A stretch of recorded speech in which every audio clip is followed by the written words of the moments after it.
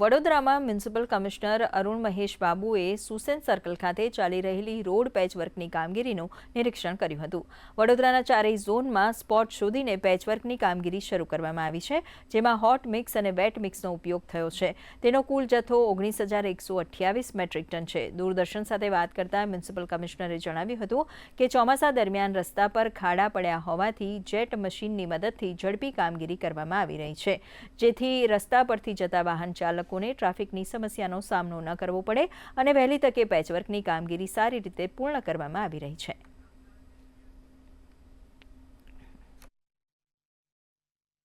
અત્યારે જે ચોમાસાના કારણે અને થોડું વોટરલોગિંગના કારણે વેસ્ટ ઝોનમાં મેક્સિમમ ડેમેજીસ છે. બ્રિજેસની સાઈડમાં પણ થોડું ડેમેજીસ છે. એ બધાને આપણે સરખું કરવા માટે દિન રાતનું કામગીરી કરી રહ્યા છે.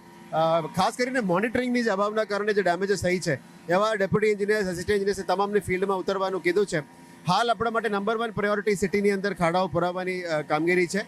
સતત આવનારા 10 દિવસ 12 દિવસ આ કામગીરી અમે હાથ ધરીશું, જેથી કરીને સિટીની અંદર લોકોને અવર જવર માટે અસુવિધા ના પડે, ખાડાઓમાં પડી જવાનું ઇશ્યુઝ ના થાય અને દરેક વોર્ડની દરેક ઝોનની અંદર આ કામગીરી સારી રીતે કરીને આ પેચવર્કનું કામગીરી પૂરું કરશું. ત્યાર પછી જે નવું રોડ્સ બનાવવાનું છે, એમાં 5 વર્ષ અથવા 10 વર્ષની ગેરંટીવાળો રોડ્સ સારી રીતે કરવા માટે અમે નક્કી કર્યું છે.